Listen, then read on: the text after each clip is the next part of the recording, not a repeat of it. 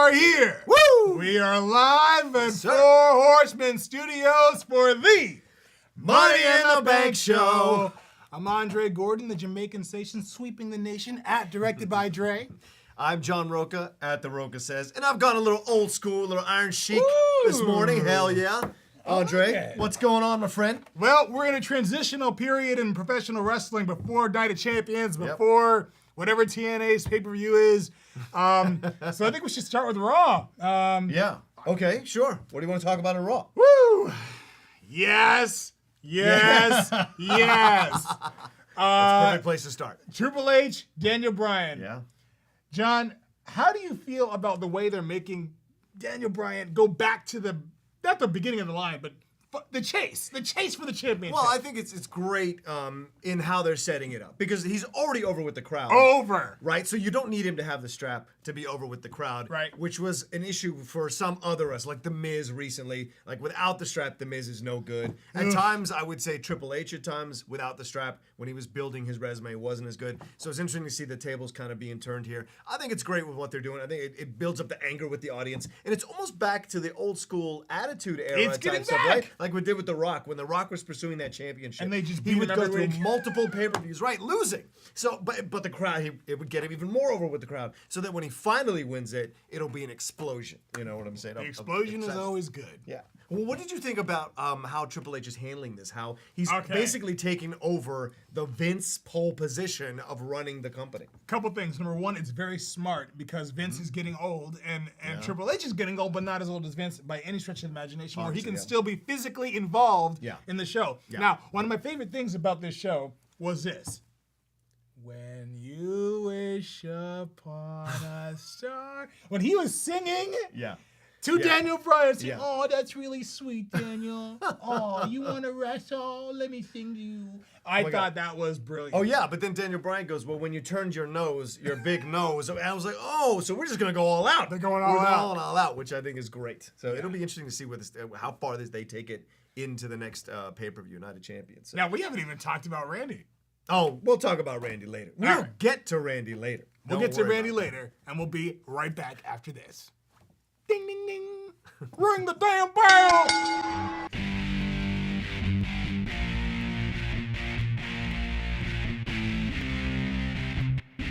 All right, everybody, welcome back to the Money in the Bank show. We're moving on to both of our favorite wrestler at this point, CM Punk, and his program that he's having with Paul Heyman, and ... Yeah, Curtis Axel as well. What did you think about what happened this week, which was an exciting week for them? It was exciting. I thought, number one, I was hoping that Curtis Axel would retire, just like early. I know it's only been wrestling for like a year, but I was hoping like maybe he would retire. You mean he isn't retired? Because what he does in the ring, it looks like he's retired. But Cardboard cutout. Yes. This was one of my favorite programs in the show over the whole week. Yeah, absolutely. I fathered you, thwack. Oh, my God. I cared about you, thwack. Kunta Kinte, thwack. Thwack. He just kept beating him. I loved you. I loved you. It was like an old mafia movie. It was insane. And then when they caught up to him later, and Paul Heyman was like, crying. he was in tears. Genius. It was great. So brilliant. I'm telling you, I said this 2 weeks ago. Paul Heyman is ascending to Bobby the Brains status right now. You are correct. He is getting to the apex of wrestling. I had your words in my head as I was watching him this week, and I'm like, cuss word. He's right. Let me just tell you. Yeah. Paul Heyman is a wrestling god. He is fantastic. And I can't wait to see where this goes because I was watching with a friend and the whole whipping and everything. He was like, that's not fair. That's not fair. And it's perfect. No, it's not fair. We did it one time. We got digged out. We gotta go. Way to go with this program.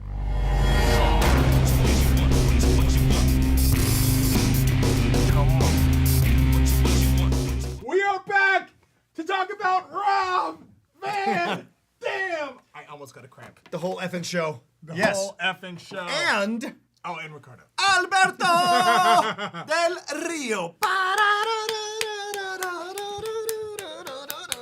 Quiero Taco Bell. Okay, that's enough. Enough of the racism. What did you think about this program this week? Okay, I think that Ricardo, you've seen they've dedicated time to him now. They're gonna build him up. I'm not happy with it. They're gonna build him up. Now, I wish Yeah. RVD would win the title because I feel like he is put enough time in over the years to warrant the world championship. Oh, definitely. But they seem to be on a path committed to Del Rio. Yeah, and this should be, right. And it'll be a nice program because it'll get RVD over, give him more, and there'll be great matches because they have nice chemistry in the ring they do. from that match they had on Raw. My thing is, why do we need Ricardo? Why is Ricardo on the RVD tip at all? Since when does RVD need someone else to help him win matches? Not since ECW and Paul Lee did he need that stuff. No, you're right. So to me, I think it's kind of undercutting his value a little bit, and it's not. I know they need it for the storyline, but I just hate that it's in there. For the storyline, know, as you said, Ricardo is going to turn on RVD to help Del Rio win and unify the Latino nation once again. Right. Can we talk about the fact that Ricardo barely can speak Spanish, and he's talking about his people and whatever? Like, to me, as a Spanish speaker and native, it was a little hard to hear him speaking Spanish and hear that gringo accent in the Spanish. So, I mean, I don't know how much he represents, but I love the angle that Del Rio is representing the people, the Finito Latinos. Bello, we'll be right back. Adios.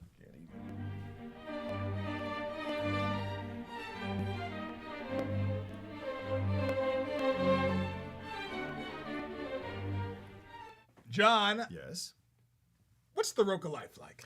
The Roca life is very healthy lately. Yes, it has been. It has been very healthy. I've noticed you look good. Thank you.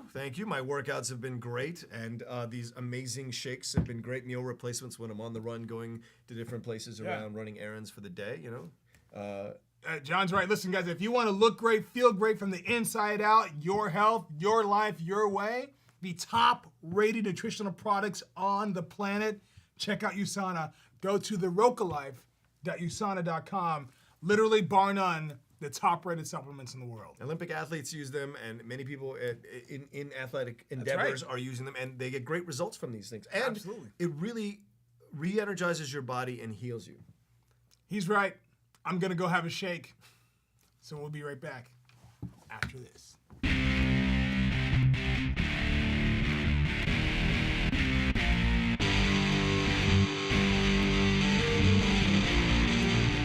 Greetings, I'm the Professor with your Move of the Week. Assisting me this week from Iceland is the Blonde Mamba, and as always from the island of Tonga, Matt Practice. Now this week's move is a dangerous one. It's the DDT.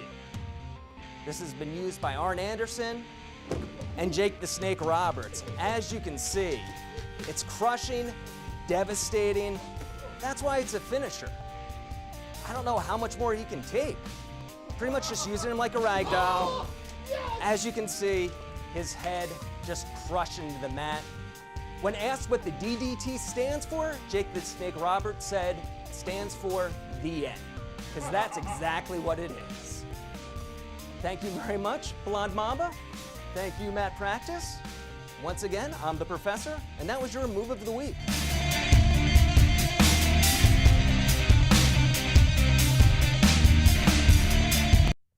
Welcome back to the Money in the Bank show.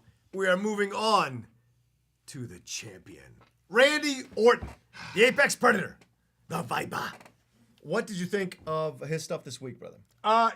Okay, I'll say it again. I say it every week. Randy has always been one of my favorite wrestlers. I love that he's a heel again. Yes. I'm curious to see how they progress with him in this corporate champion type of role. Right. He's not been known as a good group member, you know? Yeah. Even when he was in Evolution and all these different groups, he always found a way to kind of stand out or stick out or go against the rules. At least that's how the storyline would develop with him. And it's interesting. And I love what Daniel Bryan did calling him pretty. I mean, that's hilarious. It is. Twinkle toes. Yeah, the whole thing. The whole thing. And then Triple H giving him an Escalade or whatever. It was so weird. It's not an Escalade. Or what is it? It's a Yes-Calade. Oh my God. That's right. That's right. Yes. All over the Escalade. Yeah. Randy's a fantastic wrestler. We love him on the show. He does a great program, does great stuff in the ring. So it'll be interesting to see how they develop this with Triple H, because like, it doesn't strike me he's the kind of guy that can. I want him to go full heel, Yeah, kicking yeah. people in the face, Yeah. breaking people's necks. Yeah, and then they threw in the Shield, which kind of dilutes this whole thing going on, because it seems like Randy needs all this protection. If you're the apex predator, you don't need all this protection. No, you don't. Yeah. But in every other case, always use protection.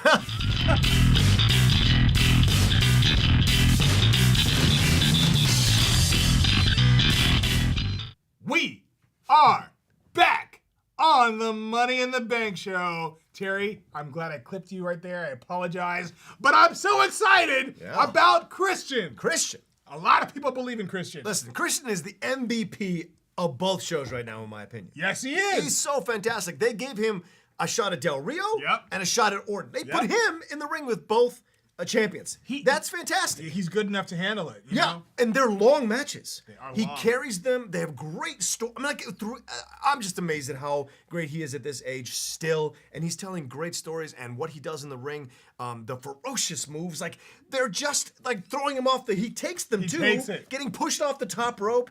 I mean, slamming Del Rio off his back off the top rope. It's just fantastic stuff, man. Do you think he's going to be that guy that helps put people over, or do you think he's actually going to get a legitimate push? I think he's going to get a legitimate push, and he serves a great role in the company right now because his matches are so engrossing, and they bring out the best in the champions. It puts them over even more and gives them great work in the ring. You know what I'm saying? And so I'm so happy that he's getting the shots that he's getting, and I hope he does get the championship, even for a little bit. Like that one time when he won it for like 35 seconds or something like that and lost it, or for a night and lost it. I would like to see that happen. I think he deserves it. I agree. I'm with you, man. Yeah. Because I'm Christian. Oh. And I would love to see him. Oh, I'd love to okay. see him, Fair enough. take it home. We're open to all denominations to watch the show, though, but you know, it's great. How do you say goodbye in In what? how do Jewish people say goodbye? I don't know. Shalom. I thought it's hello. Oh, Well, we'll be back.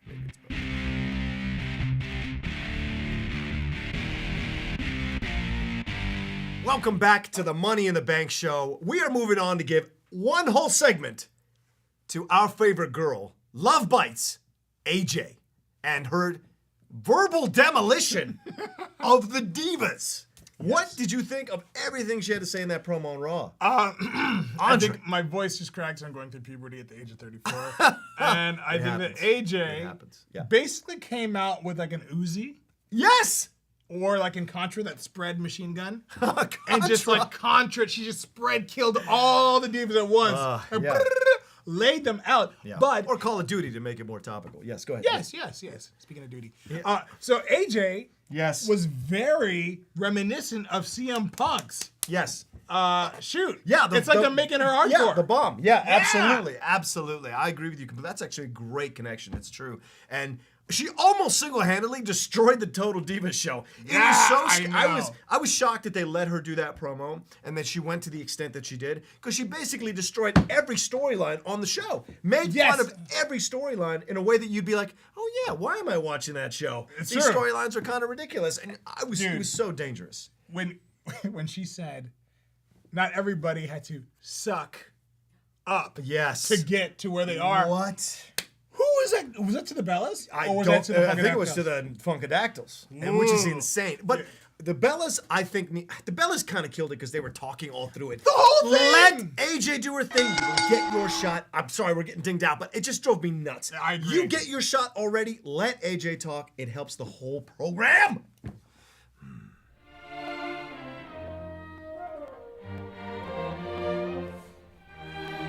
Greetings, I'm the Professor, and let's get right to it. Now, this week was a huge week in the history of professional wrestling, so all my picks this week are Professor picks.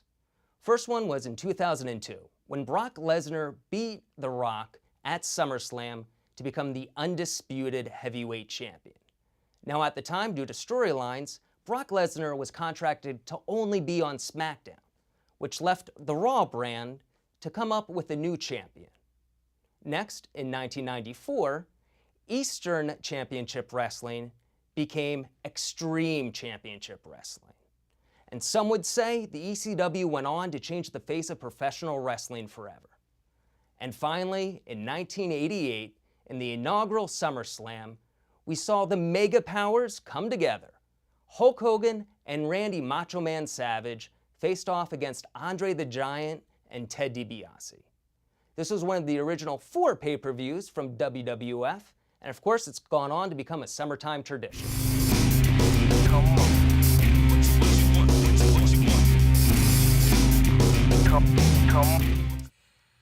We are back on the Money in the Bank show Yes. to talk about TNA. Yeah. TNA has gone from a roster of 65 down to 42. Yep. Hulk Hogan has not been on the show for 3 weeks for cost preventative measures. Yep. He'll be there next week, though. Yeah. John. Yeah. Listen, you know I'm the biggest fan of this thing figuring itself out and working out. Yep. But this week it's just a lame show. It was a train wreck. He was a train, and I can't believe they put the strap back on Bully. And I can't believe they have him now with Brooke Tessmacher. He has, like, that poor woman has to kiss that guy. Like, it's just so ridiculous. Like, she has to sit on his lap. It's more of the destruction of, like, there's only 3 divas left now. And it was such a great division. And now it's just ODB, Gail Kim, and Mickie James. Yeah, Tara's gone. Tara's Velvet Sky, you haven't seen her. She's gone. SoCal Val's gone. SoCal too. Val is gone too, right? And now you've got it's just so bad. And what was nice is having AJ Styles come back, phenomenal AJ Styles to come back and be himself again and be part of the main event Mafia. That was a good match with Aces and Eights. But throughout the program, people were missing spots all over the place, and you don't ever see that on WWE. It's like you have to talk about it when it happens because it's rare. And now Devon's gone too. Yeah, Devon now just legitimately is out of the TNA. You mean the one black guy in Aces and Eights got knocked out, and all the other useless white dudes are on there? It's just ridiculous, man. You know, all right. I wish they'd work. Anyway, I'm mad. TNA's a dumpster fire. We'll be right back. Work on it. Yes.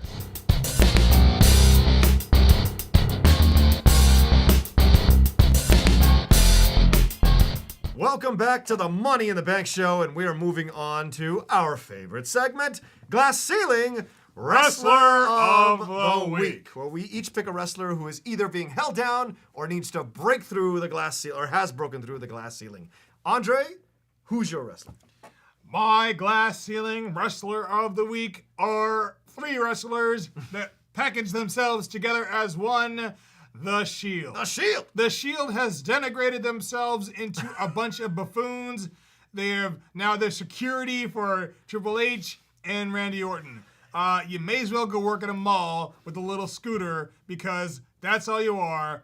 Security. Right. Weren't they invading? Now they're security. It was the best thing going this year, and they've turned it into watered-down Kool-Aid. And if you ever had watered-down Kool-Aid, you know it is not good.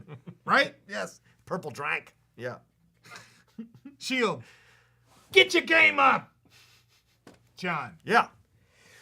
My wrestler of the week is Diamond Dallas Page, DDP. I don't know if anyone else saw the Real Sports with Brian Gumbel piece that did, but DDP is doing a thing called DDP Yoga, which is amazing that he's discovered and kind of incorporated yoga techniques with wrestling moves to create this whole program. He charges $100 a pop. He's sold 50,000 of them. What? And he has helped 2 really prominent wrestlers, Scott Hall and Jake the Snake Roberts, recover from alcohol and drug addiction. They've lost 30 to 60 pounds each, and they are living a life that is more open and free and healthier, and it's amazing. I think if he can keep this program going, he can help a lot of wrestlers, and the reason he started it is because 1 in 4 wrestlers were dying from their usage of prescription pills and drugs and the road travels that they had to do, the strain on their body. Let's get him on the show. Yeah, I would love to get DDP on the show. And DDP Yoga, go to that website. If you love that stuff, join it and buy it. So he's my wrestler of the week.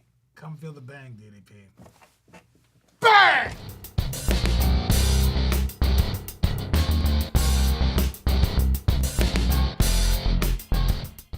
We're back on the Money in the Bank show. Hello. We're going to talk about some diva action. Divas. Hello. Total divas. John. Yes. I know that you've been watching this show a little more closely than I have. Religiously. I have fallen off the wagon. Oh, no. I have. Okay. They kind of lost me a little bit.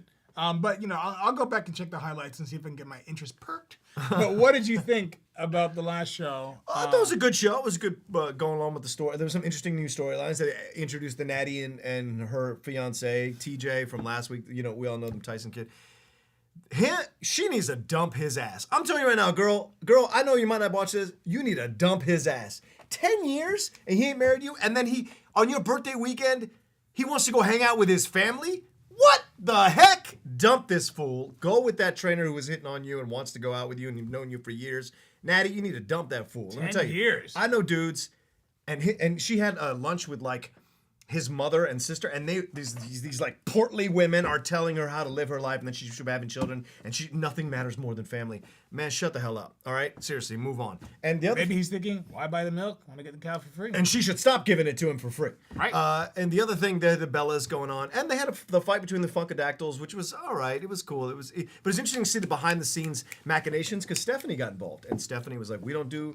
You need to be professional." It was interesting to see that kind of thing. Yeah, what did you think about Stephanie's whole take on it? Yeah, I loved it. I think Stephanie should be in the show more. Honestly, Less raw, more. Yeah, and you get the stuff behind the scenes. And listen, let's talk about one last thing. Bella, Nikki's an idiot. Like, it was Nikki or Bray, I can't tell. They're twins, right?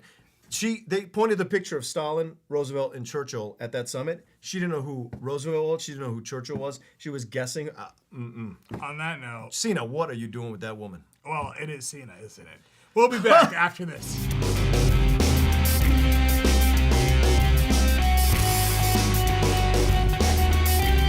Welcome back to the Money in the Bank show. We're moving on to the lightning round, where our producer throws out topics and we talk about them for 30 seconds each. Abby, do it! Ziggler. I love Dolph Ziggler, but they're wasting him. They really are. Just throw him in the garbage already. It's just, there's nothing going on. I hate it. They keep having him fight Big E. They don't have AJ getting involved to more extreme degrees. Wasn't she taking stuff out of his suitcase Yes, and trying to tear it up? yes. Where is that? Why are they not pushing the lunacy of that more? I Dolph don't was probably understand. like, I had the title. What happened? Yeah, what happened? I'm in this program with these guys, but I guess they're using him to put Big Big E Show over. and Mark Henry. Oh, the new tag team. I think finally something is going to come to break up the Shield. Yes. I think they have to break up the Shield. Yes. It's time. It is time. And it's a perfect way, At least take the straps off him. Yeah, well, they're going to try and, I guess, make up for Mark Henry not winning the world title and giving him the World Tag Team Wild title. card. Yeah. Oh. What do you think about the Tito Santana ripoff tag team that's coming to the... Oh my God. I thought of you. Los Matadores? Yes. It's an insult, man. I- It's a freaking insult. It really is. I was watching it last night. I almost threw my remote control at the I television. couldn't believe it. I was like, John's going to have a corner. I'm Latino. If you haven't heard that already watching the show, like, that's an insult. It really is. It's Darren like, Young. it's what they did to Eric Young. Darren. Oh, Darren. Darren Young. I was gonna say we're not talking about Eric Young. Darren Young. What? They're turning him face. Yeah. And they're giving it. The crowd is slowly figuring this thing out because they didn't really make a face turn for him. They Right. just threw him out there Like, against. oh, heels. he's gay? Face turn. Face turn. Right. Exactly. That's what they're doing, trying to say. But it's interesting because this is kind of interesting because they didn't do anything big to make him turn face. No, they just didn't. kind of. Fandango and Fandango versus The Miz and Cody Oh, Rhodes. what do you think of this program? I think The Miz is... I think he is way better than they are giving him the opportunity to be. Oh, you're crazy. You put him in tights like that and have that. Come on. Okay, that's funny, Make right? him- But make that's him a the sketch. heel. That's a sketch. That's what he does. He's got to go back to the heel he Go was. back behind the table. That's where you belong. Heel, not heel, in the heel. ring. Table, heel. Ow! And kill the matadors. Please kill los matadores. Okay, we're going to go kill him myself. Kill all the Mexican people. No, I didn't say that. Just the Matadors? Just that storyline. We'll be back.